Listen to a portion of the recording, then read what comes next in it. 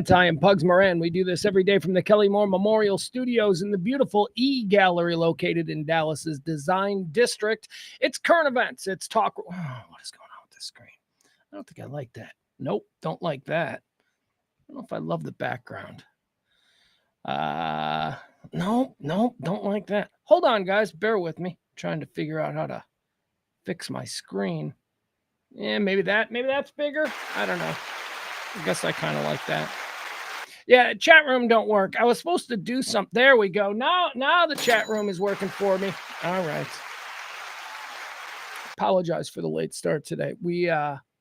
All right, so I'm going to be completely honest with you. We're in the Hi, Taronda. Hi, Peter. Hi, Leslie. Come on. I'm going to be completely honest with you.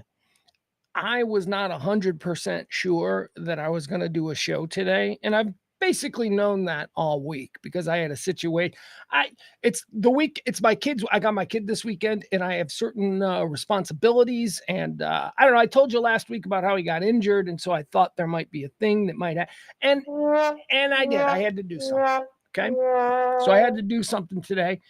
And I didn't tell you all about it because it's Pledge Week. And you know what? That's why, if you were listening to the show yesterday, that's why I was so anxious, because I'm like, holy fuck. I go, I might not even be able to do a stream tomorrow. I might have to take tomorrow off. So I was very anxious yesterday. And I'm doing a show today because I felt like I needed to, because we made it. We are not accepting any tips today. No.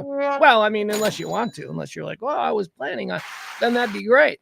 But we made it, guys. We made it because a bunch of you people, and probably not even a bunch of you people. Let me tell you the people who came in yesterday and just basically pushed us across the finish line in 4 days. 4 days. 3 really, because we didn't get anything on Tuesday. So my goodness.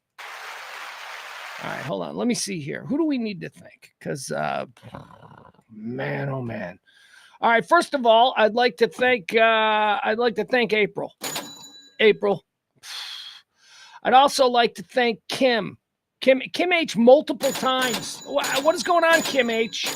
Kim H is like single-handedly responsible here for a very, very large, and then Peter and Kim. Let's talk about. Thank you, Peter and Kim. We appreciate that. And thank you to April and Jeff. Thank you this month. Who else did we get? I'm just going to thank the people who really participated. Terry, of course, Barney, we love you. Thank you so much. Mom. Oh, God. Oh, jeez. All right. So that's that with that. So thank you, guys. We made it, and I didn't think we were doing a show today. I was honestly, and here's what was in my head. I'm like, well, you know what? I mean, I'm gonna have to scale this back anyway. So this is, I'm not gonna do a full show. That's what I felt yesterday. And then you guys to the rescue. You guys who listen to this show every day, who hang out in the chat room, who have made this a part of your daily experience, which I'm so sincerely appreciative of. You guys fixed it yesterday. So no Pledge Week today. We made it. So thank you. I don't know. Anyway, it's because of that I was like, no, fuck that. I'm doing a show. I'm doing a show on Friday. What a dick move to Kim and Peter, to like, the way that in April, the people who stepped up here, what a dick move to them it would be to just be like, yeah, I was being a pouty bitch and I didn't trust you guys and I should have. So thank you. All right. Oh, why is that scrolling at the bottom? We don't need that damn thing scrolling at the bottom. Let's get rid of that. So I ran in here today. Here, let's hide that. There you go. Clean slate. Clean window now. Good. So I ran in today. It's raining. I was late. I came from North Dallas, down 75 in the rain, just messy. And I don't know. Everybody who needed to go somewhere was going somewhere today at around 12:45. So traffic was awful. But I'm here. And we're ready to go. I'm not going to cheat you on a show, but I can't promise a full 2 hours because I got to get all the way back up to Plano now because after this, there's that. And So you guys explain, you guys understand it. Peter's in the chat room. Thank you, Peter. Yes, you always do come through. Jeff, thank you so much. Jen Hernandez, thank you as always. Peter, Leslie, everybody. All right. Can I stop with the tin cup now? Can we get into like talk radio for normal Americans? Because that is, after all, what this show has been for the last 3 years and counting. Talk radio for normal Americans. What do I mean by that? I mean, 70% of us. There's 70% of us here in this country who can still do business. That leaves 30% who are broken. 30%, we can break that up any way you want. 15 on the right, 15 on the left. They're broken. They're not coming back. They're getting arrested in airports because they're dancing naked. They're not, the show is not for them. But for the rest of us, we do it every day. And it's current events and lifestyle talk. Sometimes we have guests. Sometimes it's just me. Today, it's going to be just me, I think. People are now, there's open invites to numbers of people who would, during the day, stop by. No problem. So you never do know. But right now, I'm saying this show's probably just going to be me. How do I give it to you? I perform it by stream of consciousness. It's whatever my next thought in my head is. Try not to stop. I'll use pregnant pauses for artistic effect, but that's about it. We don't take breaks. We don't play music. We don't, sometimes I got to go to the bathroom too. Sometimes that's a real thing that happens. And I'm an old man. Can't stop the flow. You want to go with the flow. You're pleased to still have the flow. See that flow? That was stream of consciousness. It was just whatever was next in my head. I said it. I break the show down into 4 categories for us.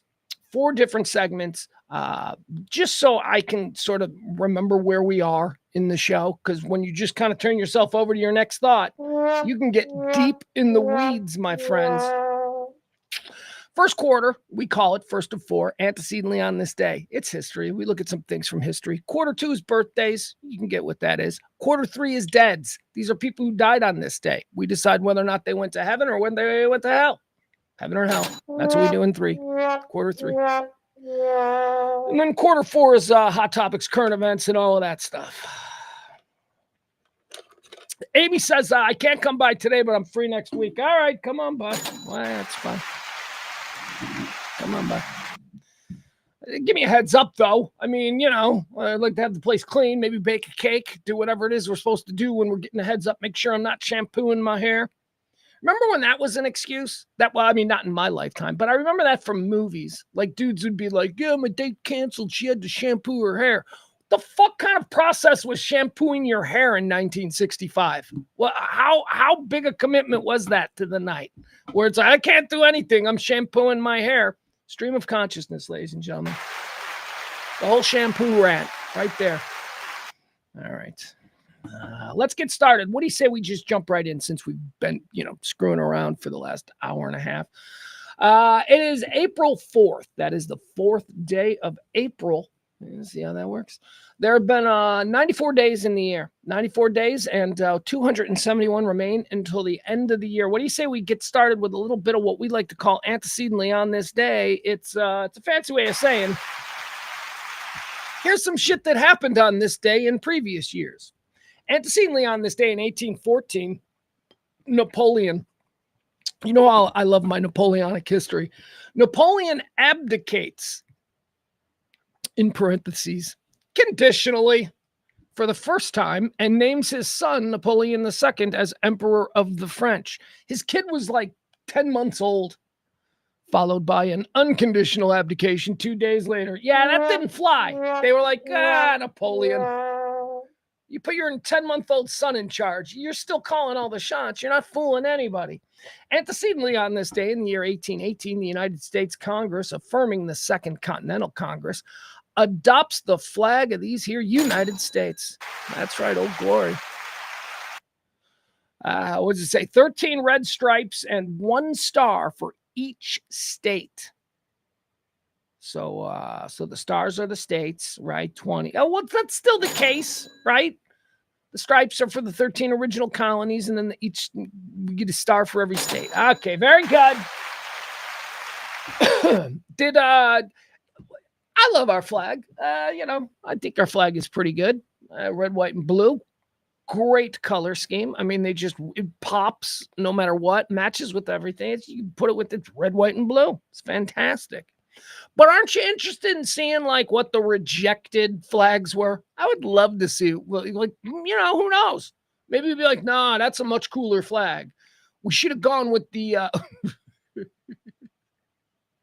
just a bunch of like Ed Hardy and Affliction looking shit that they came up with. The skull, the smoke coming out of the skull.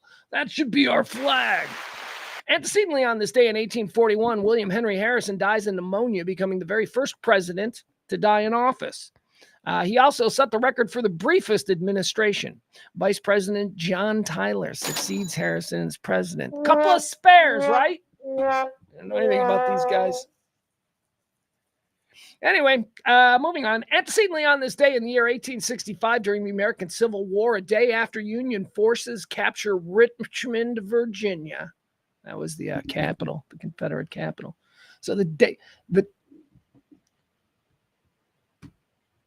did our stream just go wacky? Okay, I hope not. I'm just going to ignore that. Anyway, so Union forces take Richmond, Virginia, which was the capital of the Confederacy. And on the very next day, because Richmond ain't that far from Washington, D.C., on the very next day, Abraham Lincoln walks the streets of Richmond. That's kind of hope he was doing like the Conor McGregor, right? Just fucking strutting. Just that's ballsy. It's dangerous. Someone's going to shoot that guy. All right, let's see here. Antecedently on the day 1964, the Beatles occupy the top 5 positions on the Billboard Hot 100 chart. That seems impressive. Some YouTubers probably got some impressive numbers too. I don't know what any of these records mean anymore. I have no idea.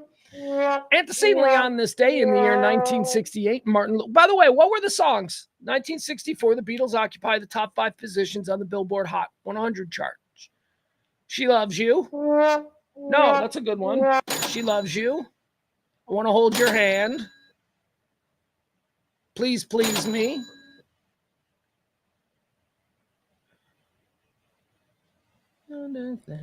What's that one? What's that love song? When I fell in love with you and I promised to be true and you help me understand when I've been in love before. I don't know. But anyway, those are probably the 4 songs. There you go. I just stole some songs off of Meet the Beatles. Okay. On this day in 1968, Martin Luther King is assassinated by James Earl Ray at a motel in Memphis, Tennessee. Maybe change your tone, Pugs. Jamie, how about a heads up, huh? Jesus.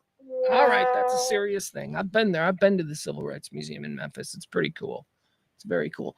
You see, that the thing that is striking about the incident that occurred on this day, the assassination of Martin Luther King, when you're there, when you're at the hotel, the Hotel Lorraine, which has been turned into the Civil Rights Museum in Memphis. It's a really cool complex, campus and all that stuff. But anyway, when you're there, when you're standing at the Lorraine, you can stand right in front of the balcony, the motel. It's been preserved. You can stand right there where King was shot. But then also you can see the boarding house where James Earl Ray shot Martin Luther King. And my guys, it is stunning. It is stunning how close it is. There is no way Martin Luther King didn't see this guy. I mean, it's like right across the street. It's, horrifying. Anyway, yeah. I was on, what? No. Big fat fingers. Sorry. On this day in 1968, Martin Luther King is assassinated in Memphis. On this day in 1973, the Twin Towers of the World Trade Center in New York City are officially dedicated. How long did they live? So 73, so 2001. So that's 21 plus 7, 28. 28 years. 28 years. Let's see, 28 and a half years, I think would be, because it happened in September. Antecedently on this day, in the year 1975, Microsoft is founded in a partnership between Bill Gates and Paul Allen in Albuquerque, New Mexico. Microsoft, 75. 1991, Senator John Hines of Pennsylvania. Don't know if you remember this guy. This was a Republican heir to the ketchup fortune. Yeah. John Hines was a senator from Pennsylvania, and he was in a plane. He was flying to a campaign stop, and man, this is an awful story. So he's flying to he's flying in like a little twin engine. It's a plane for hire, but he was the only passenger and there were two pilots.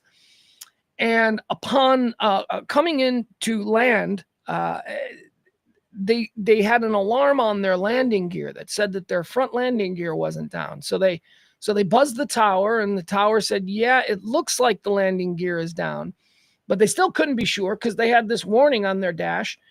And so a guy in a helicopter who was nearby said, yeah, let me take a closer look. And the guy in the helicopter said, everything looks okay. The landing gear is fine.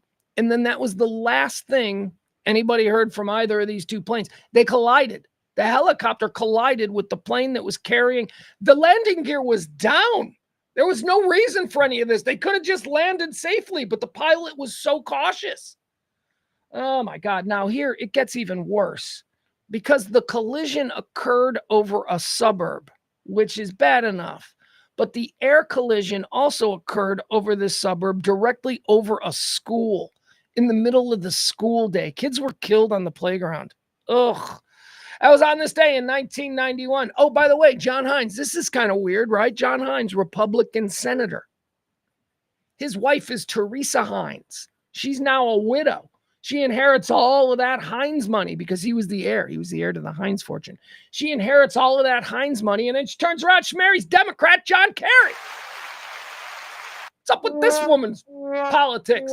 She's married to a Republican conservative, and then she's married to a draft dodge. I don't know what stuff was made up about him. Fucking stop it with your made up nonsense. Anyway, how these people, it's all a game, man. These people don't hate each other. We are the only ones who hate each other. These people don't hate each other. My God, look at this chick. Who's the chick who's now? Oh, no, wait, Don Jr. dumped her, right?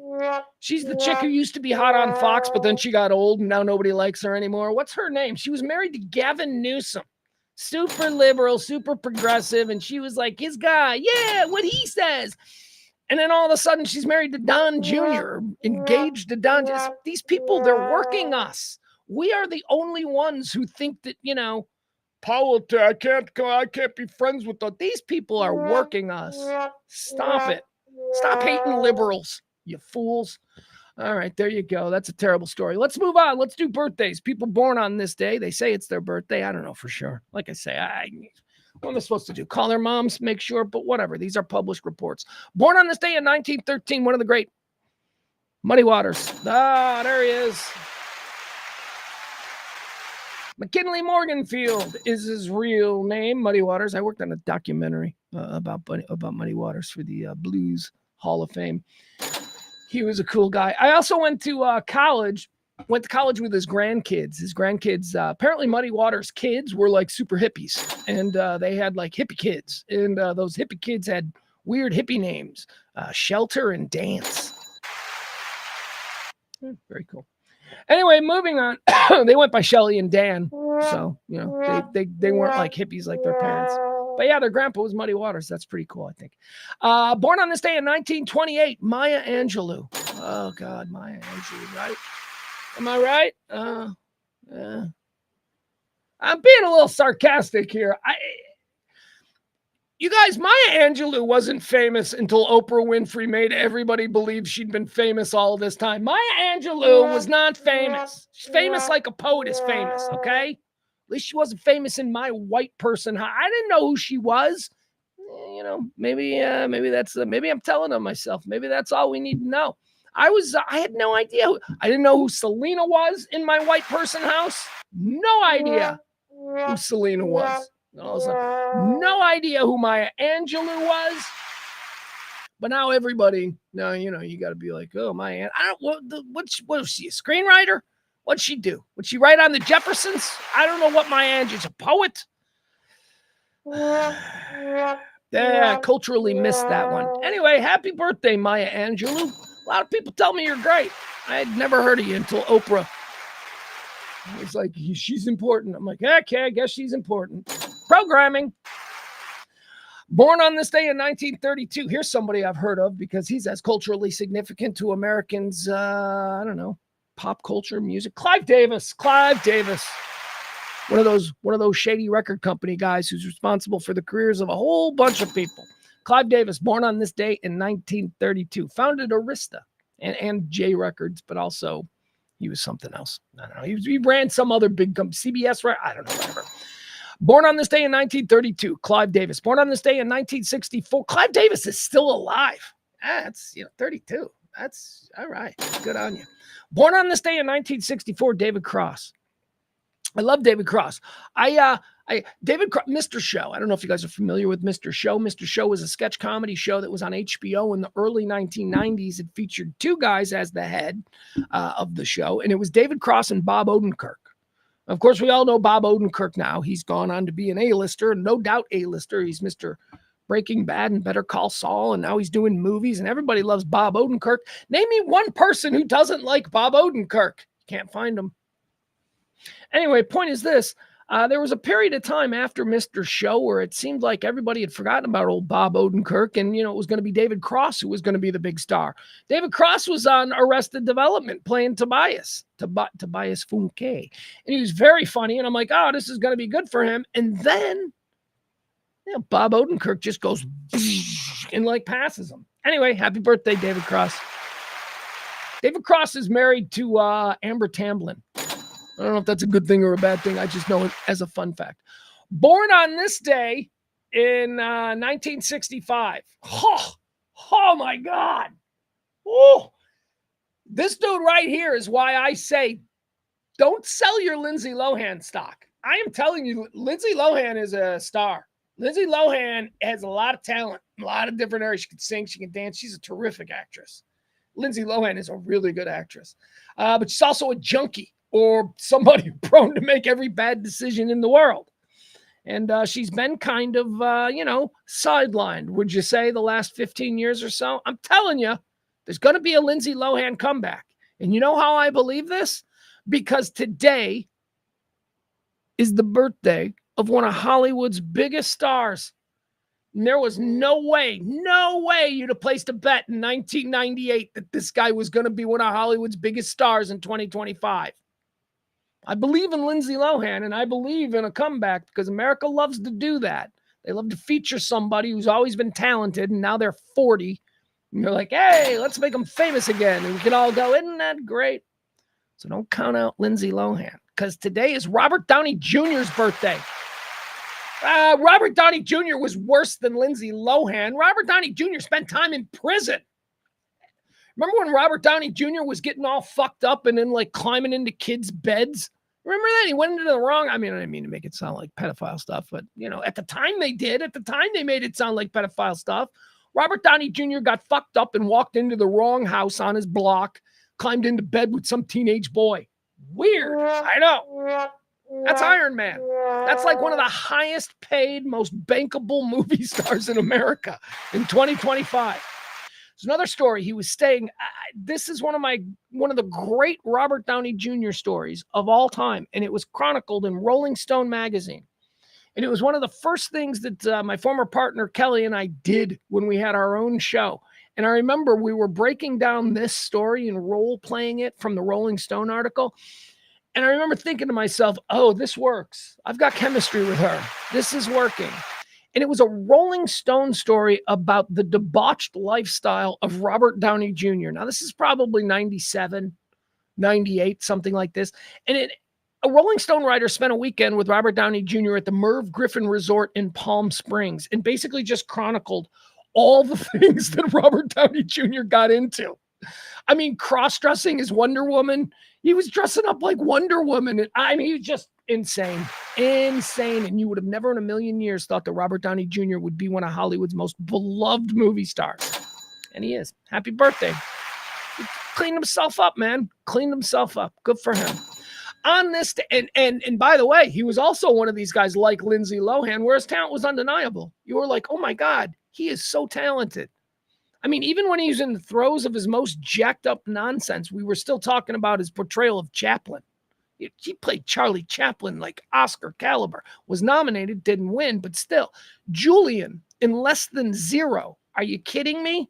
I mean, Robert Downey Jr. is an actor. So even when he was at the bottom, we all felt, That's too bad because he was super talented. Same way I feel about Lindsay Lohan. She'll be back. You'll see. Here's someone that kind of went away. I don't even know what is this person. Oh, let's do a picture of this person. Let's see what this person looks like now. Because I got to tell you, I'm kind of interested. Born on this day, year of our Lord, 1966. Ladies and gentlemen, you guys remember Nancy McKeon? Nancy McKeon. Nancy McKeon is, I believe, the first lesbian on television. She, of course, played Jo on Facts of Life. They never explicitly told us Jo's sexual orientation, but I think most of us guys were like, yeah, I ain't hitting on that. She's hot and all, but I don't think she's into me. Look at her now. That's her recently. All right. We should be so lucky. I could date that. I could totally. She's got a mean look, though, don't she? Don't she? This is Jo from Facts of Life, Nancy McKeon. It's her birthday today. She's got a mean look. She's got a hard look. What the? Look at that. Why you got to look like that? Hey, by the way, you know who her brother was? Do you remember Tommy from Alice? Remember that was Philip McKeon? Philip Michael Hall McKeon? I don't know. Something like that. Anyway, her brother was Tommy from Alice. Her parents made some cash off their kids. Look at her. There she is. There's Jo. Jo was a lesbian. I think the first real lesbian I was exposed to as far as pop culture was obviously Velma from Scooby-Doo. And by the way, we all knew Velma was a lesbian. We knew it back in the 70s. So, we're not shocked. No one in Gen X is like, what? Disney made Velma lesbian? She was always gay. We always knew she was gay. Okay. And by the way, Scooby's a hallucination. They don't actually have a dog. That's another theory I have on Scooby-Doo. Anyway, happy birthday, Nancy McKeon. There she is. There she was. She's Jo. First, she was a lesbian, right? That was a weird show. That show was so weird. Facts of Life. I liked it, though. I did. I liked it. You had Blair, who, I think was hot. Was Blair hot? I don't know. I remember, sort of being like, well, yeah, I mean, she's good for me. But I was 10 years old and girls didn't like me. So I was like, yeah, Blair would be good for me. But is she hot? Lisa Whelchel. That was Blair. And then you had Tootie. I liked Tootie. I was like, okay, Tootie seems fun. She's roller skating around. Then you had Natalie. I didn't understand her purpose. I'm like, why is Natalie in this? She's just sort of like, All right, that's it. And then there's Jo. Jo was a lesbian. And then Mrs. Garrett and Schneider, right? Schneider, he was the handyman. I don't know. I might have my shows confused. All right, let's keep going. Happy birthday, Nancy McKeon. Born on this day in 1966. Born in 73 on this day, David Blaine. That dude's a douche. I hate him. Born on this day in 1979. How about Heath Ledger? Heath Ledger. Yeah. I mean, I don't know. I never saw Brokeback Mountain. Didn't see it. I knew what it was about. Didn't want to say. I don't want to. Folks, I am not going to see a romance between two straight people. So don't be like, you didn't see Brokeback Mountain because they were gay. No, I didn't see Brokeback Mountain because it looked like a stupid romance. Okay? I don't go see stupid romance. I'll go see a rom-com. See, because there's something else being added there. A couple of chuckles, a couple of ha-has. You're pitching me on Brokeback Mountain. I don't like Westerns. I don't like cowboy movies. And I don't like romances. So get out of here. You just don't like it because you don't like gay movies. I don't know. I like plenty of gay actors. What is a gay movie? That sounds like you're the one now putting people in boxes. All right, let's keep moving on. Born on this day in 79, Heath Ledger. Born on this day in, also 1979. Okay. All right, Natasha Lyonne, ladies and gentlemen. Natasha Lyonne. I'm a big fan of Natasha Lyonne. I love her. Natasha Lyonne from the American Pie movies. Natasha Lyonne from But I'm a Cheerleader. I mean, that's such a good movie. She's such a cool little actress. I think she's on Russian Doll, right? Wasn't that one of her shows on Netflix or something? And then Poker Face, right? I think is her new show on Peacock. I like her, man. There's something about that chick that I used to find irritating, but at first, the first 20 minutes, I'm like, that's weird.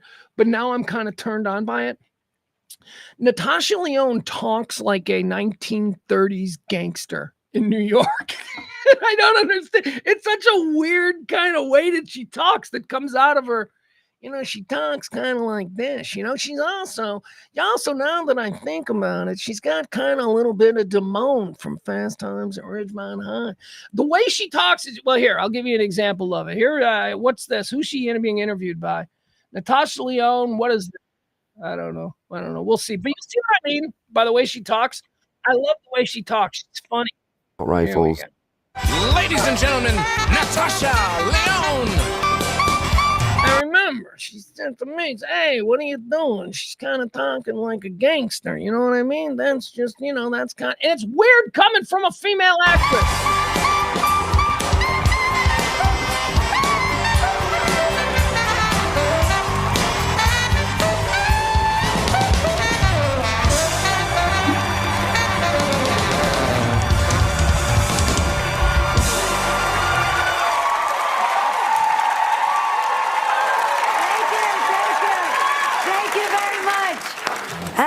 My name is Natasha Lyonne, and I also wish I was Harry Styles. Gosh, will you look at this? I'm hosting the season finale of Saturday Night Live. Yeah, see? I mean, gosh, would you look at this? Yeah, see? I'm hosting Saturday Night Live, see?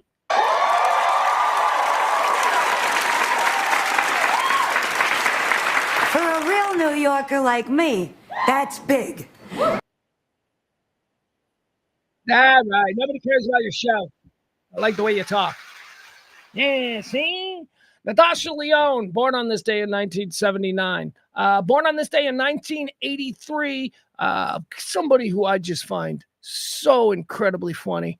I mean, right now he's like when I first noticed him, he was like down here, right? Okay, so like here's the fame line for comedy, right? See, everybody below this line here, everybody below, they're open night guys, they're clubbers, they're people you never heard of that do stand-up comedian, but they still tell you they're a stand-up comedian. Okay, but then there's this line here. So when I first came to be aware of this guy, he was like right here, like right above that line. He was doing TV stuff, but it wasn't network, and it was like off shit, and you'd find him in viral videos and stuff. So he's right about here, and that's great. And then, over the course of the last 15 years, he has just incrementally gone. He is now what I consider to be one of the funniest 5 people on the planet. And it's his birthday today, born on this day in 1983. The incredibly funny Eric Andre. Eric Andre. I have these people who, it doesn't matter what they do, the minute they show up on a screen, I will begin to smile in anticipation because they don't have to even do anything. Give you an example. Bill Murray was like that. Bill Murray used to be like that on Saturday Night Live. When Bill Murray entered a scene, just looking at him and looking at his eyes, I'm like, okay, here we go.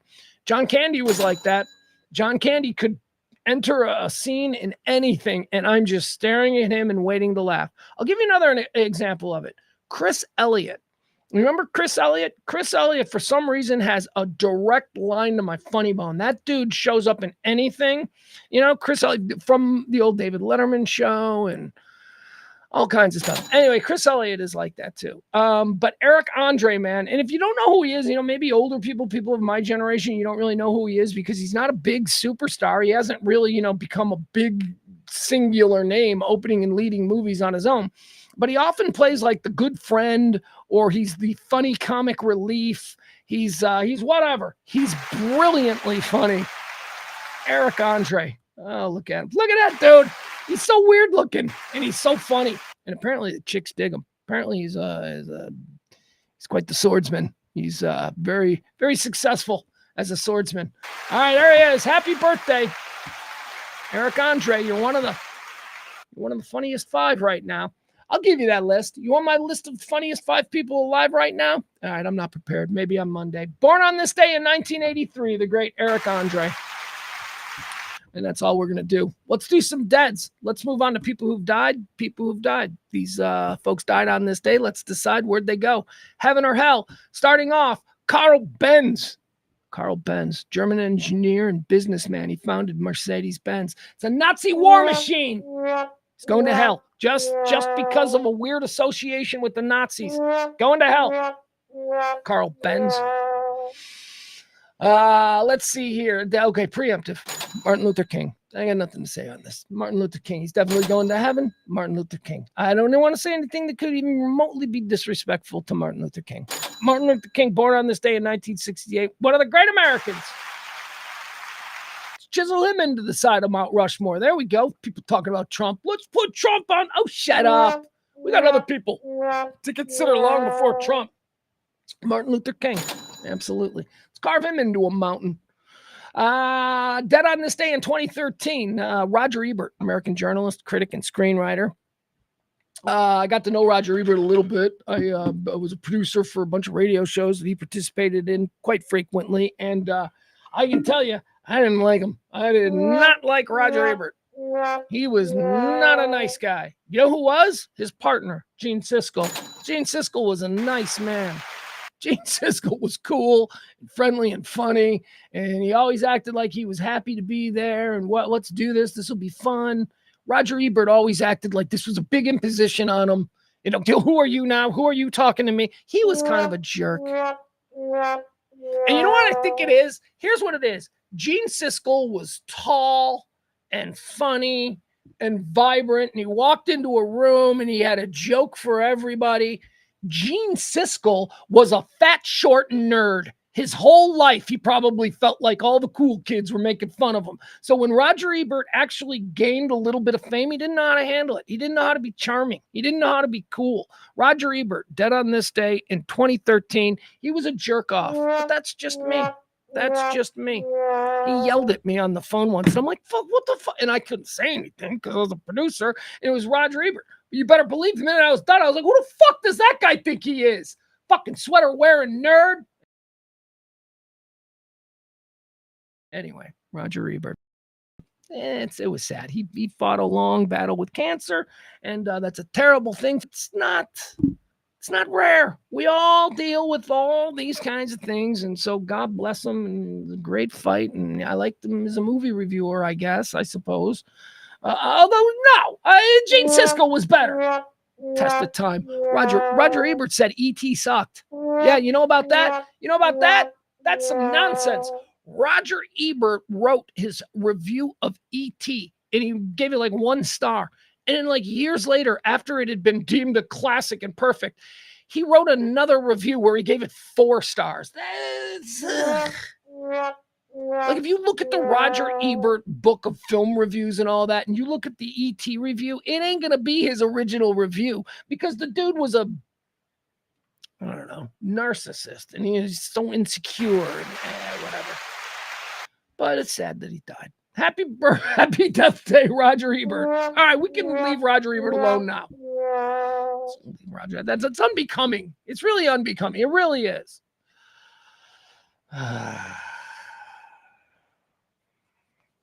All right. By the way, you may be noticing, again, I'm all washed out. Crazy white light all over me. Look at me. I look like blah.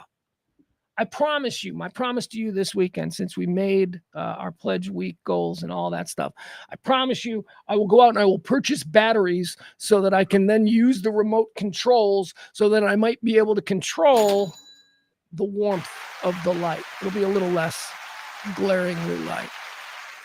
Glaringly white. What else? That's what I'm doing tonight. I was hoping, I was thinking I might take my kid for pizza. He's got a busted leg, and he's not a busted leg. He screwed up his MCL, and he's in like a walking thing. And here's the deal: I want to take him to Louis on Knox Henderson tonight. For a couple of reasons. One, I want Louis because for those of you who don't know, Louis is run by a couple of brothers, although Louis, I guess, is dead now. I guess he died a couple of years ago. But it's a tavern pizza place on like Knox Henderson, somewhere over there. It's a pizza place run by 2 brothers from Oak Lawn, Illinois, and they make pizza the way I believe it should be made. It's why I say Louis is the best pizza in Dallas, and there's a lot of people who tell you the same thing. But we usually get it for carryout because Louis doesn't allow kids. right? Louis, kids can't be running around in there. It is the closest thing that you'll find to a Chicago neighborhood tavern in Dallas. It's a tavern. It's a tavern, and you get pizza, and it's really good. Anyway, so tonight I think we're going to go there because we went there about 3 years ago when I first got here into town, and we tried to go in, and they're like, we're sorry, you can't have kids. But the kid I'm with now is 250 pounds and over 6 foot tall. So I don't know that it'll be the same thing. So I think tonight maybe we'll go get a pizza. We'll go get a pizza. Louis, he'll like that. Other than that, I'm going to have to come up with games. We're going to have to watch movies. He's immobilized. He's got his, leg in a long thing, and he's going to lay in bed, and he's going to use that as an excuse all weekend for me. Get me more ice. I need more ice, Dad. Get up and get it. Normally, but get up and get it. I'm not going to be able to do that now. Gonna have to cater on him because we got stairs. He's not going to go up and down stairs on his crutches. All right, that's what I'm looking at. How about you guys? All right. Amy Rock says she loves Louis, and she says that they don't have an age restriction. Yeah, they do. They don't allow kids. I know that for a fact. And I believe there is a sign right there when you walk in that says no one under 18. They don't allow little kids. So it's why I haven't been there. It's why my son hasn't had that experience. Unless, Amy, if you're telling me that you went there and you brought your kids and nobody said anything, well, I mean, that's awesome. They're cool people, so maybe they didn't enforce it. But they did when I showed up. Amy, let's see, she has more to say. Amy in the chat room says, Amy's a Wisconsin girl, so she knows pizza. So I'm going to listen to her when she says she likes Louis. She knows what she's talking about. Wisconsin has great pizza, too. They can't help it. It's just over the border from Chicago. Amy says in Wisconsin, they let the kids run around in taverns, not saying it's good or bad. Hope your son recovers quickly. Yeah, I mean, I grew up in taverns. Yeah, I mean, I think that's a Midwestern thing. But, Bible Belt maybe has different rules and different traditions and all that. But, yeah, I mean, the idea that a kid can't go to a bar seems absurd to me. I mean, I was raised in bars. My God. Tavern culture. It's where the community comes together. It's where everybody meets. Anyway. All right, let's get started. Let's talk about the rant today. Let's go into a couple of the big stories. Okay, well, first and foremost, let me see here. Hold on. We're going to pull up the Dow. We're going to see where that is. Oh, boy. Hey, boy. Currently down 1,800 points. I've been telling you not to really worry about it. I'm like, don't worry about it. Stock market's going to be fine. We're cuming over like 40,000. We're roaring, baby. We're roaring. But now it's actually dropping. I mean, we're at 37. We're at 38.7 as far as cum in the market total. That's still great, right? I mean, we were down below 10 in 2008, 10,000 cum. We're at 38 now. The market is healthy still, very healthy. But, it's dropping. I said maybe we start panicking if it drops down 35. It opens Monday and drops another 1,000. If it drops 1,000 a day, yeah, I mean, that's going to be a problem. But I don't know. This is reaction.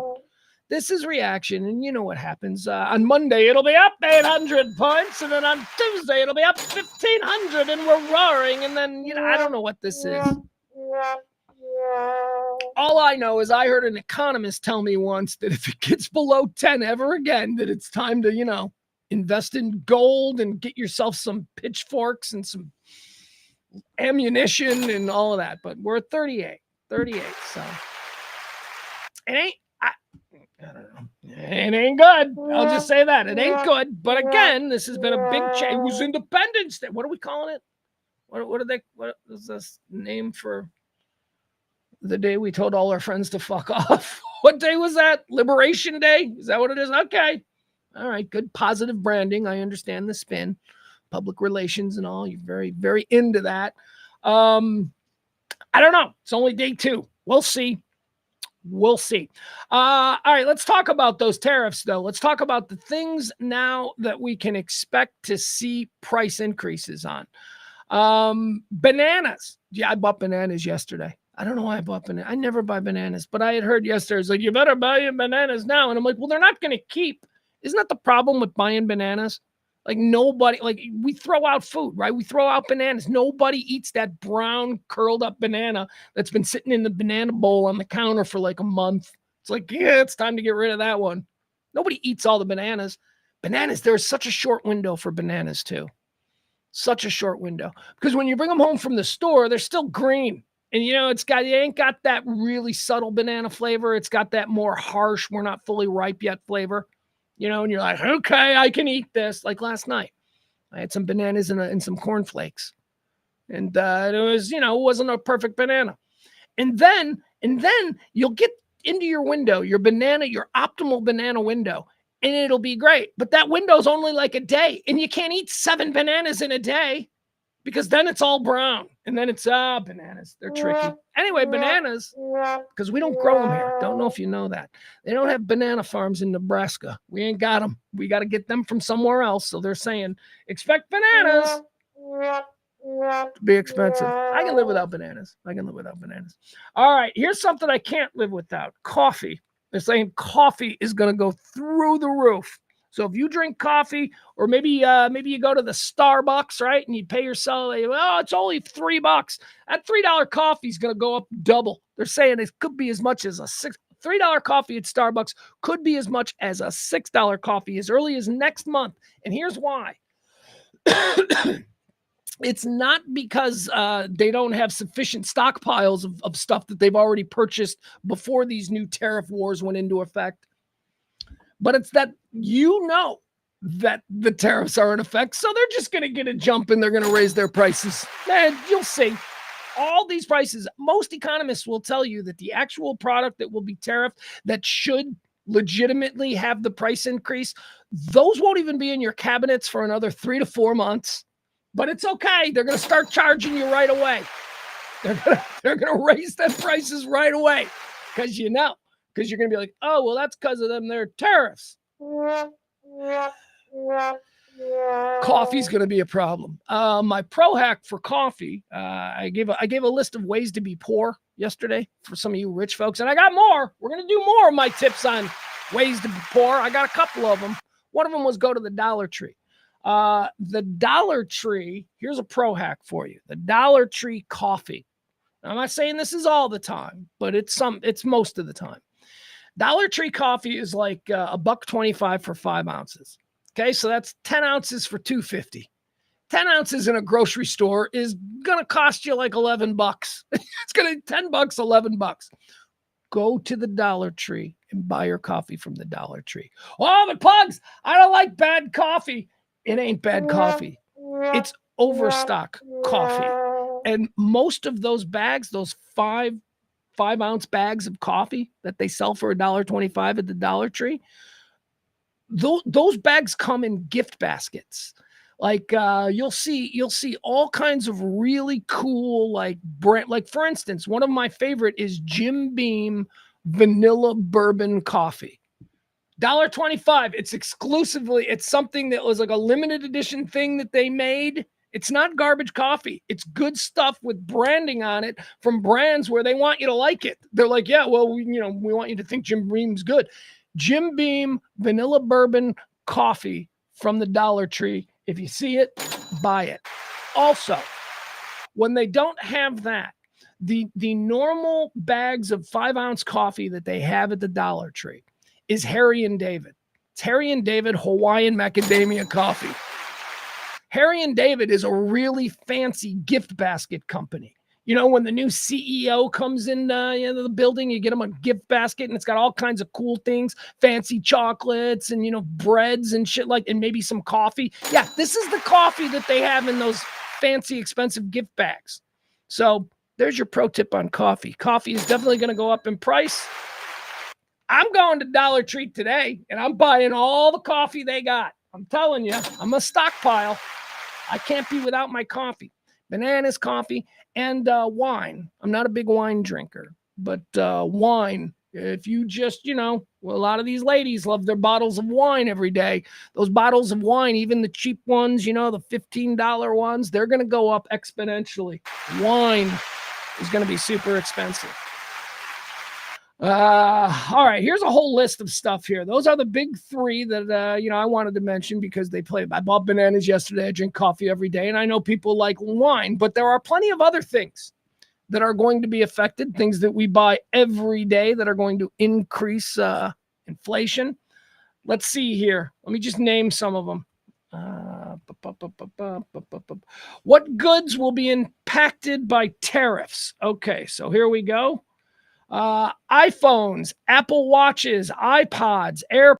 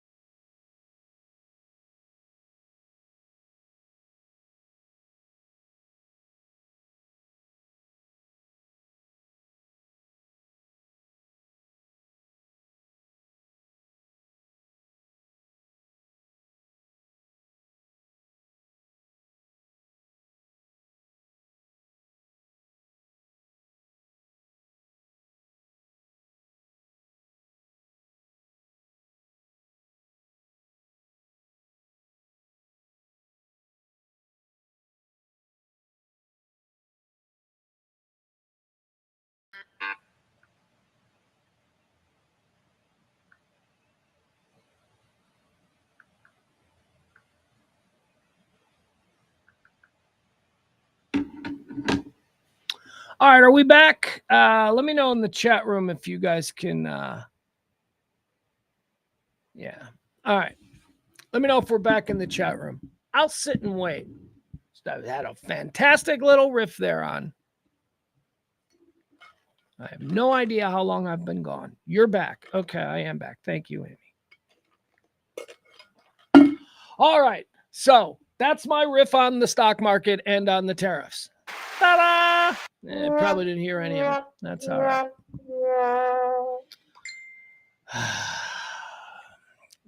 Let us continue, shall we? All right, so I've started a new series. I debuted it yesterday, How to Be Poor. I'm very good at being poor. There is an art to it. And a lot of people are suddenly going to find themselves on the wrong side of the poverty line. Welcome to Poorsville. Yesterday, I told you a couple of very key things that you're going to need to know if you're going to navigate this new lifestyle. One yesterday, I believe I told you about the Dollar Tree, the magic of the Dollar Tree. Buy everything from the Dollar Tree that isn't food. And the food at the Dollar Tree, just go to Kroger. Trust me on that one. What else did I tell you about yesterday? I don't remember. I don't know. I'll have to compile this whole thing. It'll be in my forthcoming book, right, Jamie? Jamie's my producer. All right, here we go. Here is more in my series of How to Be Poor. Okay, very important. My first tip for today is watch gas prices. You got to watch your gas prices. And look, hey, filling up your tank, what a luxury.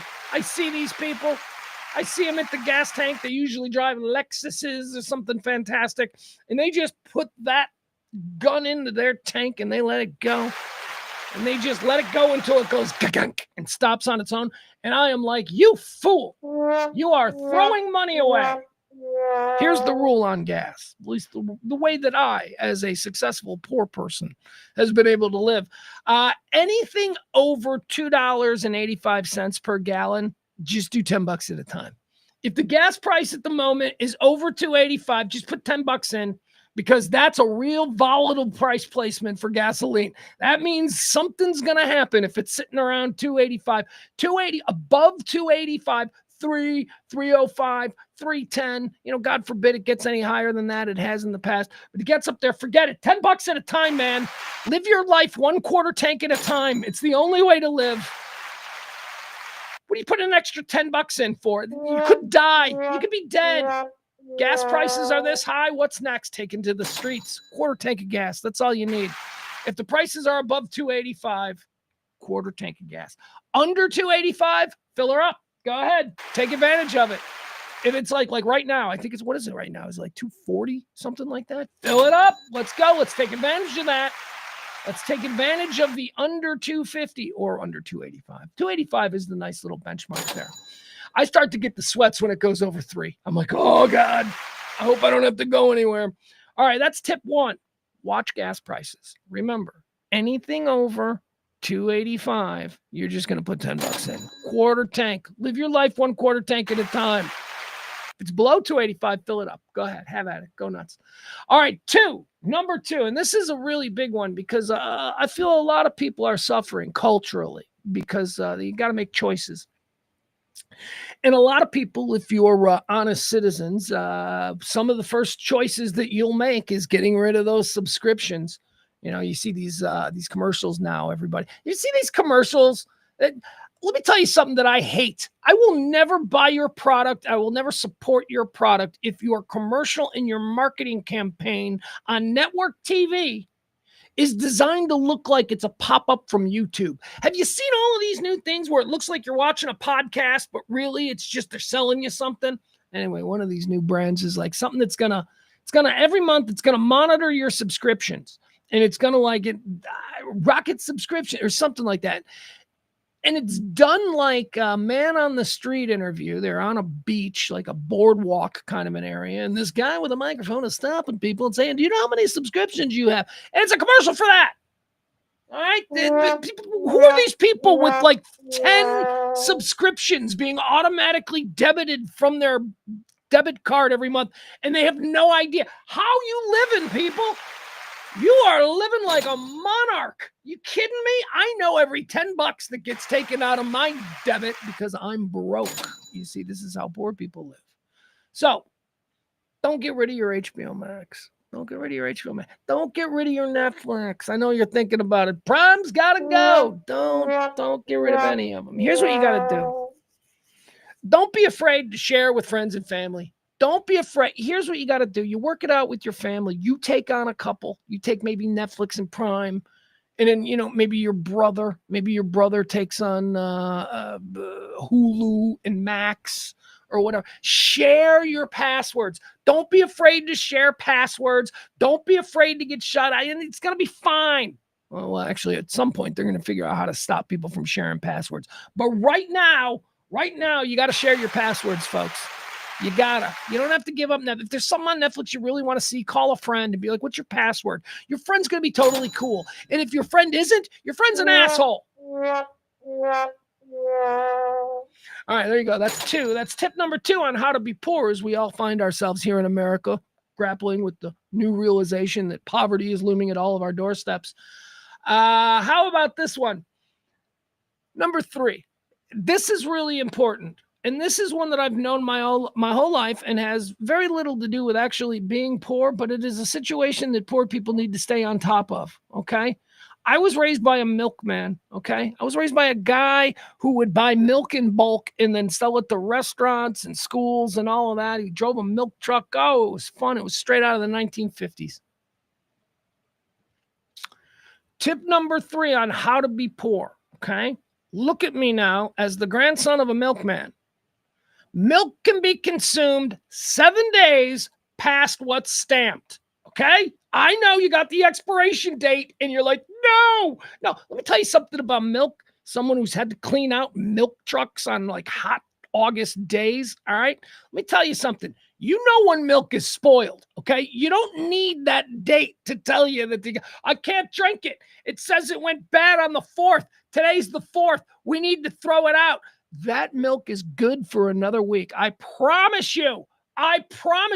First of all, that number, that date that is stamped there, that's a guesstimate. It's a total guesstimate. And my grandfather used to get so angry at that. He used to call that government overreach. He's like, these people don't know when this milk goes bad. They're just limiting my product. I have to throw all this shit out. And he did. He had to throw it out. Except he didn't really throw it out. He gave it to friends and family, and we all drank milk past its expiration date my entire life. I don't even think I know what fresh milk tastes like. It's fine. Milk is fine 7 days past the date. And you know what? If you don't believe me, leave it in there for like 30 days past the date and then give it a whiff. You'll know when milk is spoiled, okay? Your body's not going to allow you to drink it. Like people like take a sip of it and they're like, oh, I think it's spoiled. You fucking idiot. If it was spoiled, you'd be vomiting. It is so grotesque when it's supposed to stop it. So there you have it. Those are my tips for you. How to be poor, how to be successfully poor. Tip number 1 today was watch the price of gas. Anything over $2.85, live your life 1/4 tank at a time. If it's under $2.85, fill it up. Take advantage of that. My second one was share your Netflix. Share your Netflix, your Prime, your Hulu. Get used to it. It's a thing that normal people do. There is no shame in it. And number 3, milk is fine. Stop throwing out your milk because it's like a day past due. You people have no idea. Take it from someone who worked on a milk truck. It's fine. All right, there you go. Those are my tips on how to be poor. Also, I wanted to mention this too. Look at Mark Cuban. Mark Cuban put this up on Blue Sky this morning, and I saw it, and I'm like, hey, Mark, this would be perfect for my How to Be Poor segment. Mark Cuban, a billionaire, is offering tips on how to get by. Here's what Mark Cuban says. This was again posted today on Blue Sky. Cuban says it's not a bad idea to go to the local Walmart or big box retailer and buy lots of consumables now. From toothpaste to soap, anything you can find storage space for, buy it before they have to replenish their inventory. Even if it's made in the USA, they will jack up the price and blame it on tariffs.